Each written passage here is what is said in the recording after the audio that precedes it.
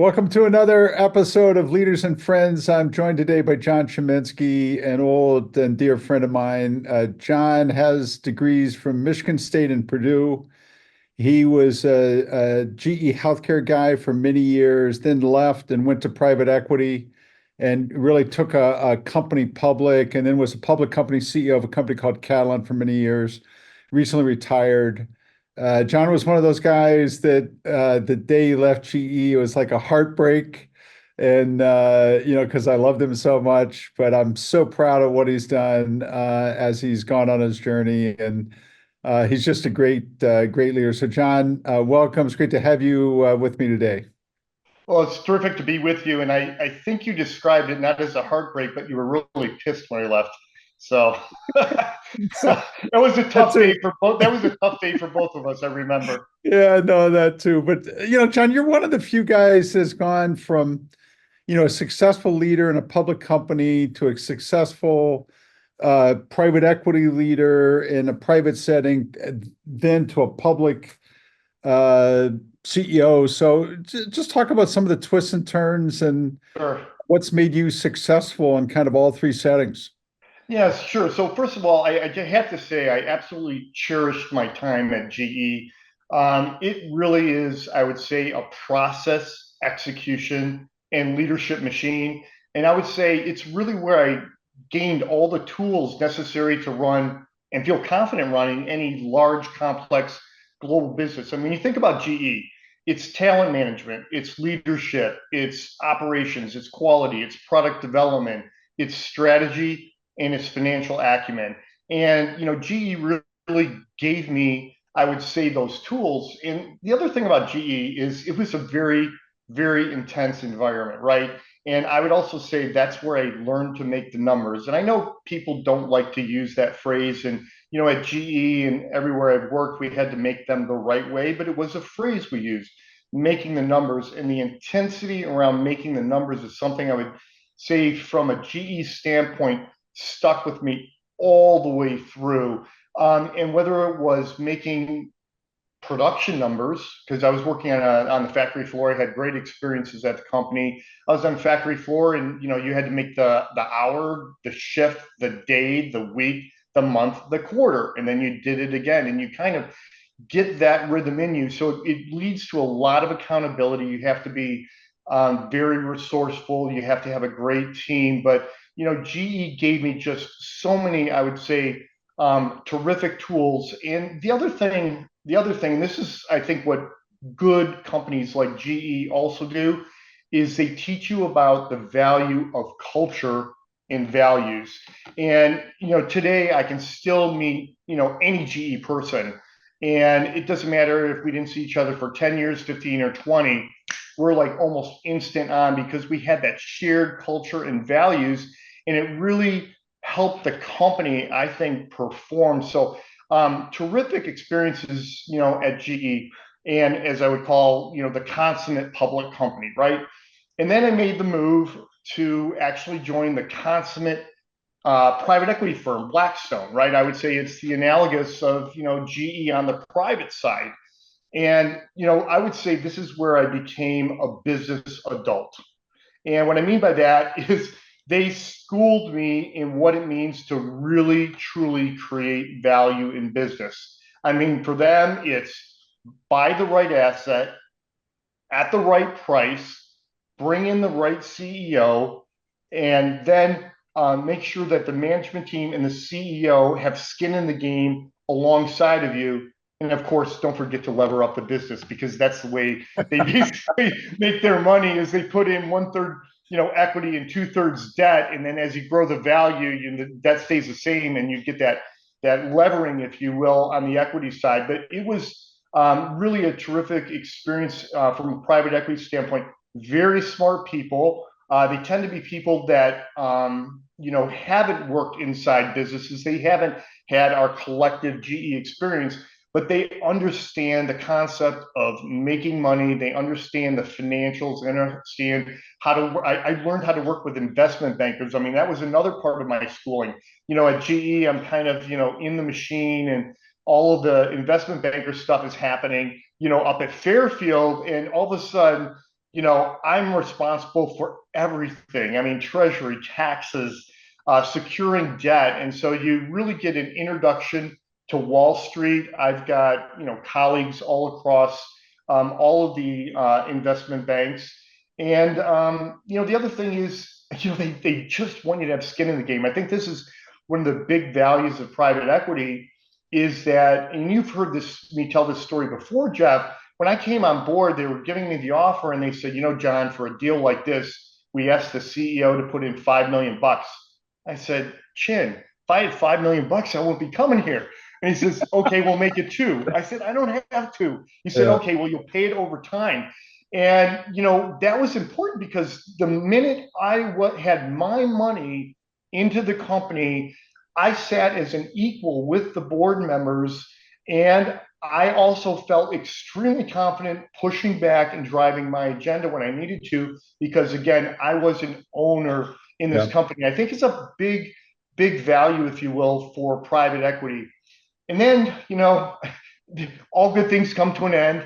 And the only way that you actually create that value is you need to exit from private equity, right? Right. And the best way to exit, by the way, for anybody that's going to do this, is find a strategic buyer or Yeah.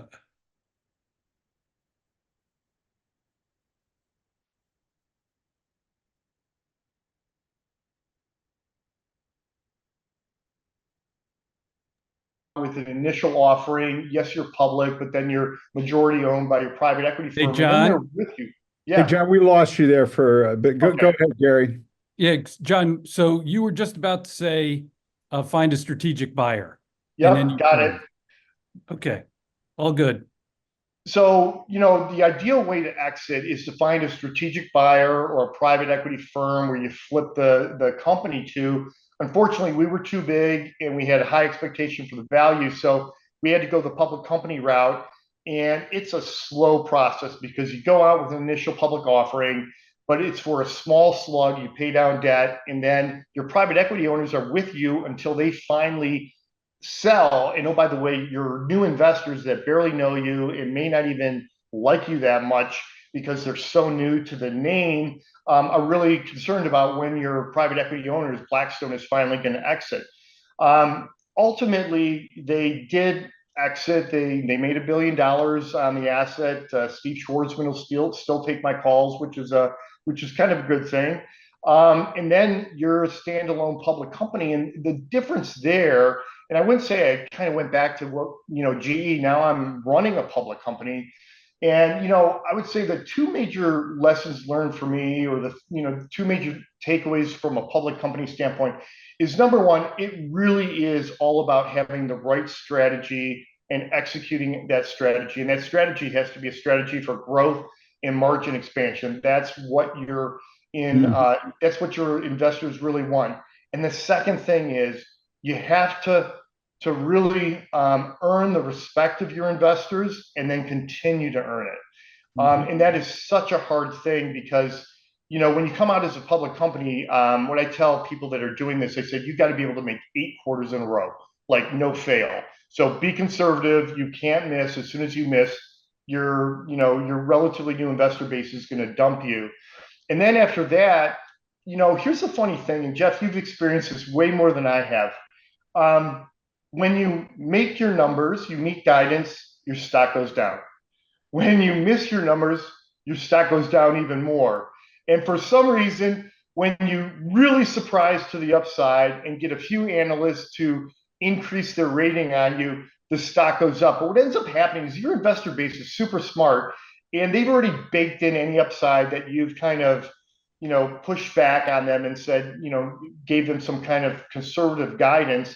They bake all that upside in, and if you make it, stock goes down. If you miss, it really goes down. I mean, it's a tough game.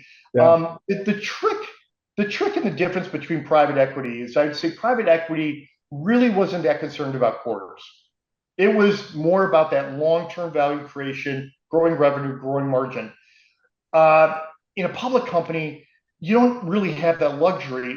And so the challenge for the CEO is, how do you keep your eye on the long-term value creation while knowing that you're getting judged, every quarter by the street. It's a very tough game. Yeah, no, it's, John, going back to private equity, because in many ways it's been the driving force over the last 25 years, really in all of corporate America, let's say.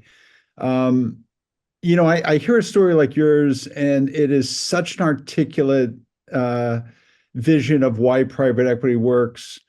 Occasionally, I'll talk to my friends in the aerospace sector that blame private equity for all their problems. You know, Yeah. are there any limitations, or how do you think about the whole context of how important private equity is? Well, so first of all, I would say private equity is a national treasure.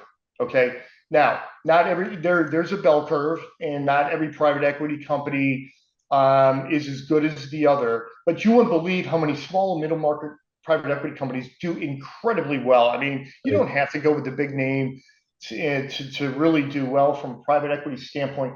The challenge is that private equity gets mixed up a little bit with venture capital. Mhm. And there's a big difference. Private equity is literally putting their money on the table. So they usually, I mean, back in the day, it's a little bit different with the interest rates right now, but you'd put one third down of Mhm. equity. So when they bought Catalent, it was $3.3 billion dollars.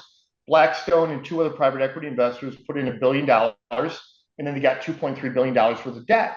Mhm. And listen, when you put $1 billion of limited partner money to work, and those limited partners are on you, you're really trying to shepherd that money very effectively. And more deals than not do well because a lot of the money is made up front by getting the right asset at the right price.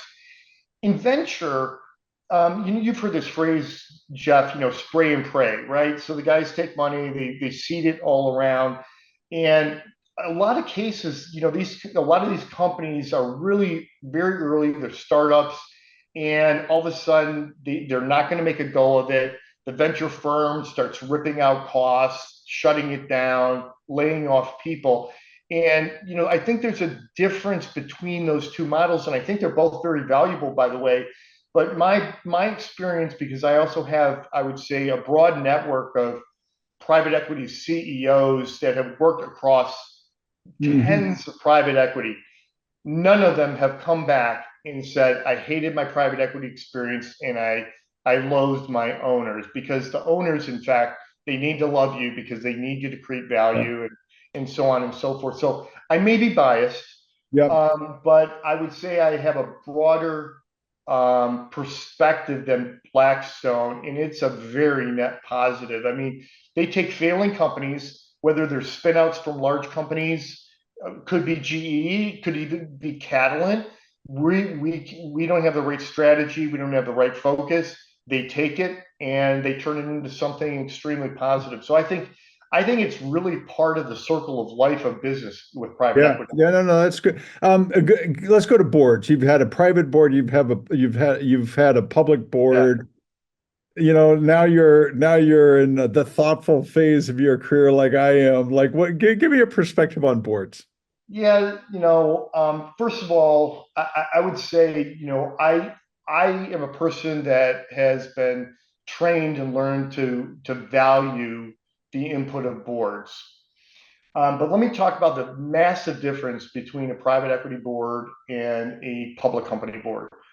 On private equity, there's two type of board members. They're either a partner on the deal, which means they have carry in the fund and are also investing alongside, maybe with their own money in that company, Catalent. And then you have independent directors, but they're actually investors that come on the board and are given the opportunity to invest alongside your private equity firm. So they're board members, but most importantly, they're owners and investors. On top of that, because in private equity, they want skin in the game for management, whether it be in the equity that they give you that has triggers based upon MOICs, multiples of invested capital, or putting in your own money. In my case, two, not five.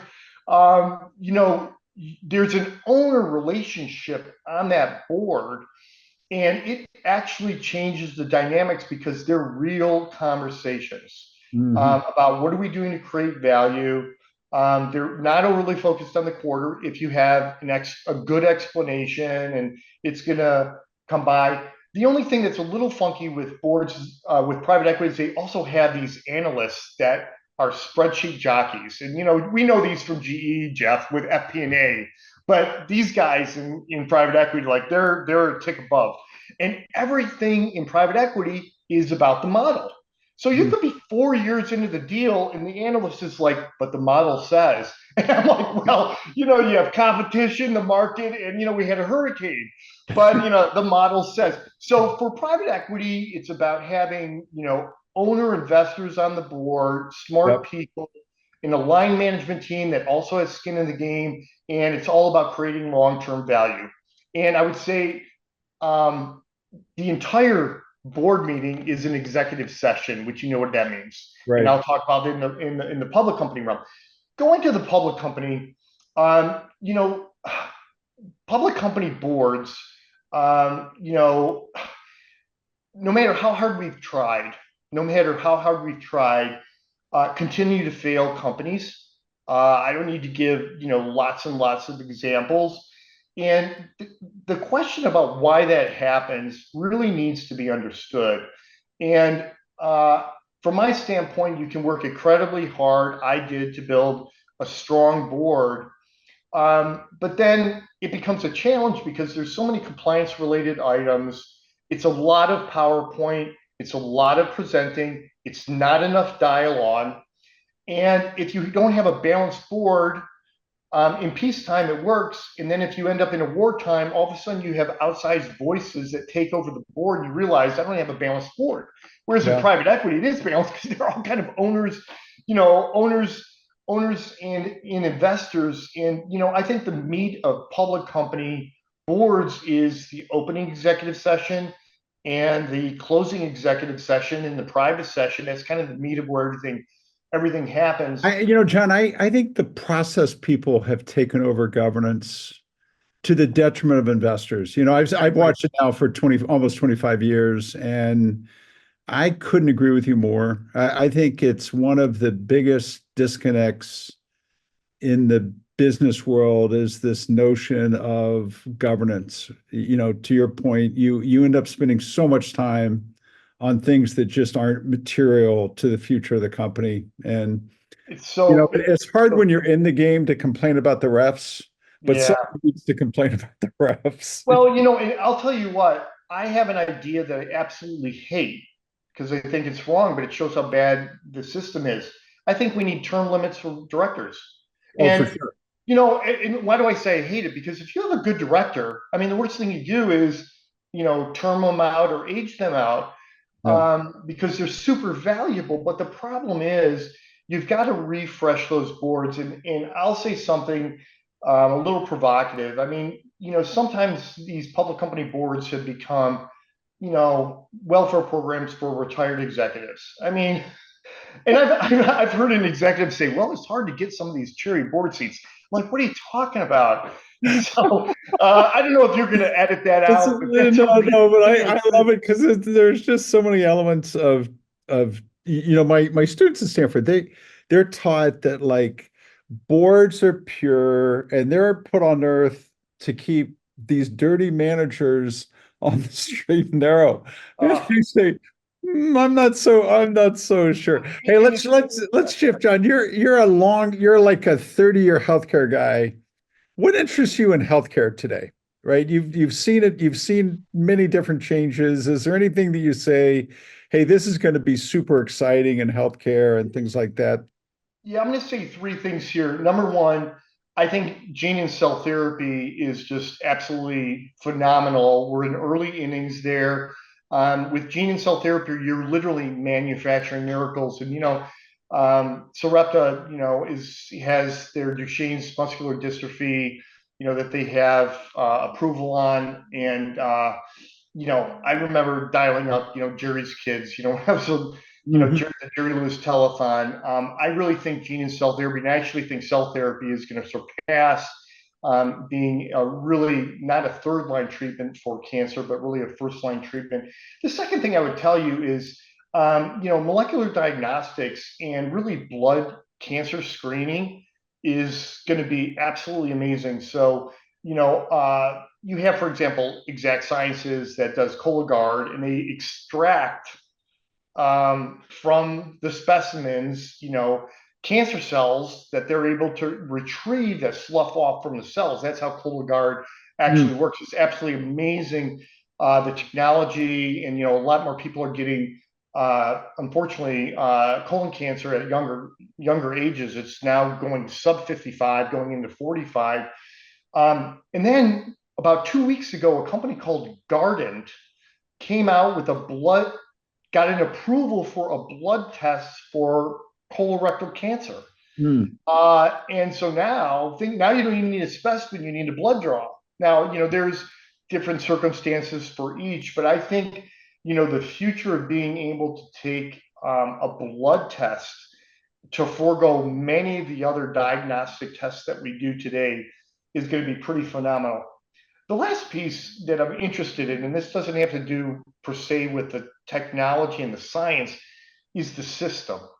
Today they announced the pricing for the 10 drugs that from the Inflation Reduction Act that the government was able to negotiate with pharmaceutical companies.